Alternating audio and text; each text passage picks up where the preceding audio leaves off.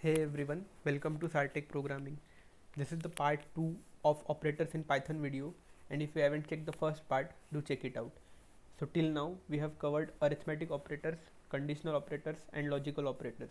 And we have seen that in logical operators we have and, or and not. And as you can see, this is how we denote and in logical operators, and or like this and not like this. Uh, and we have similar operators in bitwise too. We have and, or and not, but these are called bitwise and, bitwise or and bitwise not, and they are denoted by this and symbol. This is the or symbol, and this is the not. So even though we have and, or and not in both logical and bitwise, their names are different and their usage are different as well, so don't get confused between the two. So as the name suggests, bitwise operators are used to manipulate bits. Bits are the binary digits which computer understands. So whatever we write in Python, uh, it gets converted to a machine understandable binary code, and using these operators we can actually manipulate the bits. So what does this actually mean? It will be more easy for you to understand with examples. So let's start with and. So what does bitwise and operator does is it returns 1 if both the bits are 1, else 0. This is the number 7, and this is its binary representation, and this is the number 11, and this is its binary representation. How do we get this binary representation is pretty easy. You can actually check it from any blog or any other video. I would also try to cover it in any other video, but this video will get too long if we do it in this video. So for now you just understand that this is how we represent 7 in binary, and this is how we represent 11 in binary.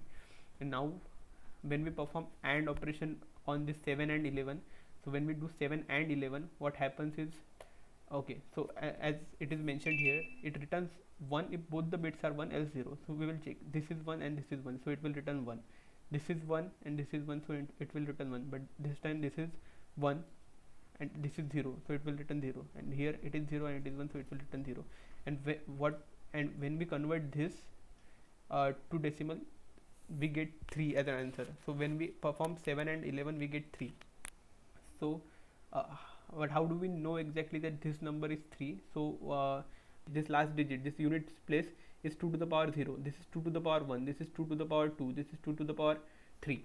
So since this is 2 to the power 0 means this is 1 in decimal, and since this is 2 to the power 2 means it is this is 2 to the power 1, so this is 2 in decimal, so 2 plus 1 is 3. So that's how you convert binary to decimal. Okay, so this is 3. Now this is bitwise OR. So again I have, this is 7, this is how you represent 7, this is 11, this is how you represent 11, and it returns 1 if any of the bit is 1, or it returns 0. So this is 1 and this is 1, so it will be 1. If any of the bit is 1, it will return 1. So in this case both are 1, so it will return 1. In this case any one is 1, so it will return 1. In this case also this is 1, so it will return 1. So what is the decimal value of this binary representation? So this is 2 to the power 0, 2 to the power 1, 2 to the power 2, and 2 to the power 3. So this is 8, this is 4, this is 2, and this is 1. So by adding those numbers we get 15. So that's how you convert binary to decimal. I hope it's clear now. So this is the bitwise OR operator. Now this is bitwise right shift. So what happens is it shifts the 1 by 2, and it fills the voids with 0. So now if we have to shift 7 to the right by 2, so see, this is how we represent 7, right? And we have to shift it to the right. So this one will come here, this one will come here, and this one will come here. But here we don't have to consider this. See, this one will go here, this one will go here, and this one will come here, and we fill these two voids with 0. Okay, so we get, and since this is 2 to the power 0, that is this is 1, so we get 1 as an answer. And then bitwise left, so here we shift to the left. Okay, so here see we have 3 ones, and we shift it to the left by 2, so we have to shift it to the left by 2. So a 0 will come here, a 0 will come here, then this 1 will come here, this one will come here, and this one will come here. And what does this translates to in decimal? See, this is 2 to the power 0, this is 2 to the power 1, 2 to the power 2, 2 to the power 3, and 2 to the power 4. What is 2 to the power 4? 16. Then 2 to the power 3, 8. So 16 plus 8, 24. And 2 to the power 2, that is 4. 24 plus 4, 28. So this is the decimal representation of this number. Okay, so that's how and or right shift and left shift works. Now this is XOR. So what it does is it returns 1 if one of the bits is 1 and the other is 0, else return false. So it checks for opposite. So here both are 1, so it will return 0. Both are 1, so it will return 0. Here these are different. This is 1 and this is 0, so 1. This is 0 and this is 1, so 1. Now these are both are 0, so 0. So if it is unlike, so like this 1 and 0 are different, this 0 and 1 are different, so that's the reason it outputs to 1 in XOR. And what does this outputs to in decimal? 2 to the power 0, 2 to the power 1, 2 to the power 2, and 2 to the power 3. So this is 8 and this is 4. So 8 plus 4 is 12, and that's the answer. This is not this is the not operator, and it and what it does is it returns ones complement of the number. What do we mean by ones complement?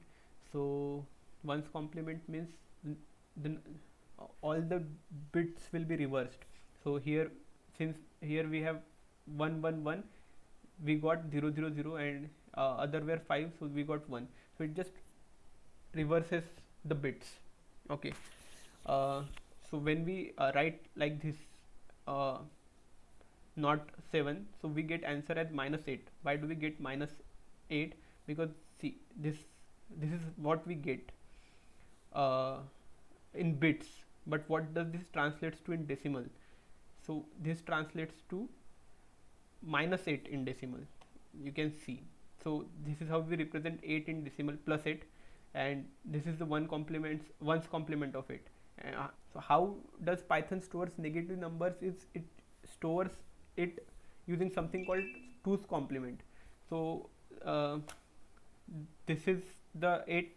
This is the binary representation of 8, and this is the ones complement. And how do we get 2's complement? Is by adding 1 to the ones complement. So we have added 1 here, and this is what we have got. See, this 1 1 1 1 1 0 0 0. This is same as 1 1 1 1 0 0 0. So whenever we write mod 7, whenever we write not 7, we get -8 as output. Now let's see these bitwise operators in action. Okay, so I will run it, and see, this is what we get as an output. We have already seen that 7 and 11 outputs to 3, 7 or 11 outputs to 15, 4. Now see, we have right shifted 4 by 1, so we get 2, 4 left shifted by 2, we get 16, and this, as I said, not 7 will give you output -8. So now let's see the assignment operators.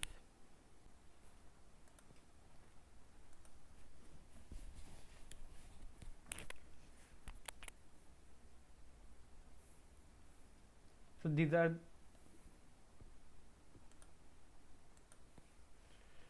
are the assignment operators. So this is equals to x equals to 5. This means that this 5 will get stored into x, and now when we write plus equals to, this means x equals to x plus 3. So whatever is inside x, it will be added with 3, and the result will be stored in x. So these are the assignment operators in Python. And if you see it closely, see, this is arithmetic operator along with assignment operator. Plus is arithmetic operator, so is minus and multiplication and division and modulus and floor division. So when we write like this, it gives us ability to write shortcut. So when we write this will automatically translate to this. So we don't have to write x redundantly. We don't have to use it again and again. So we can save our time and lines of code. Now let's see these operators in action. So we have written a equals to 7. So what this means is that this 7 is now stored in a. So whenever we so if I print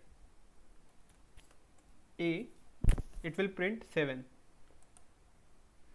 Okay, so now the 7 is, so now a contains the value 7. Now when I do this operation, a plus equals to 3, what this translates to is a equals to a plus 3, and as we know that a contains 7, so 7 plus 3, and when we perform this 7 plus 3, the result will be stored in this a. So now this a will contain 10, and whenever if I print a, now it will print 10. See, now our a has 10, and when I perform a minus equals to 3, it means a equals to a minus 3. And what do we have in a now? We have 10, and what does 10 minus 3 outputs to? It outputs to 7. So now when if we will print a, we will get 7. See, and now what, now this is 7 multiplied by equals to 3. This means 7 equals to 7 multiplied by 3, and it outputs to 21, and the result is stored in a. So now a contains 21. So if I print a now, it will output to 21. This is the division. When I divide 7 by 3, I will get this 7.0.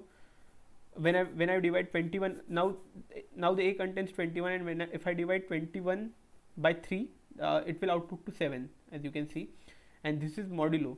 So now a contains 7, and if I divide 7 by 3, what is the remainder? The remainder is 3 into 2 6, 7 minus 6 equals to 1, so remainder is 1. So that's why we got 1 here. So this is how assignment operators work. Now let's see membership operators. We have two operators in this, in and not in.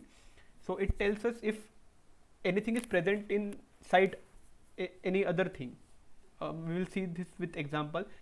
And the other operator is identity operators, which has two operators, is and not is, and we will see both of these with examples. So this is how you use membership operator. So we are here checking that if SA is present in SarteK. Okay, so is SA present in SarteK? Yes, it is present, so it will output to true. See, and if we check if SAT is present in SarteK, see, SAT is not present here, R is in between, so SAT is not present in SarteK, so it will output to false. But if I write SAT not in SarteK, so I'm checking if SAT is not present in SarteK, which is true. SAT is not present in SarteK, so this will output to true. Okay, so I know we have not covered list yet, but this is how you write list. We will cover it in the next video. But this is how you write list, and I just wanted to show you this, how is membership operator useful in this scenarios. So if I check that if one is present in our list, so it is present, so it will evaluate to true. Okay, so this is all about membership operators. It is mostly useful in this list if you have to check if anything is present in list or not. Now let's check identity operator. So here we have a variable, and we have initialized it with this list 1, 2 and 3, and then we have another variable b, which is initialized to a. So it means that all the contents that are present in a are also present in b, and then we have another variable which also contains 1, 2 and 3, and I will check here a is b and a is c. So if you see in the first case, when we check that a is b, it evaluates to true, and in the second case it evaluates to false. So why does it do that? I mean, both contains 1, 2, 3, so why this is true and this is false? So for this, consider there are two boxes, a box named A and a box named C, and both of these boxes have same content. So like both of these boxes have 10 balls, and so but these boxes are different, even though the contents inside the boxes are same, these boxes are different. So when I write A equals to this list, and when I write this C equals to this list, these two are completely different list. But when I write B equals to A, this B also points to this A. So like it's like with the box analogy, it's like renaming that box A to B. I hope you are getting my point. In this case, B is also pointing to this only. So A is B. Both of these are pointing to same memory location. Whatever we store, this is stored in some memory location, and this A and B are pointing to same memory location. But even though C has same contents, it's present in completely different location. So this is not C. is it equals to, is are A and C equals to each other? Yes, they are. So if I check print A equals to B, and if I check print A equals to C, see, this will evaluate to true because the contents are same. See, this is true, but this is not, because they are not present in same memory location. I hope you got the point. Even if you are not 100% clear with it, try to rewatch the explanation.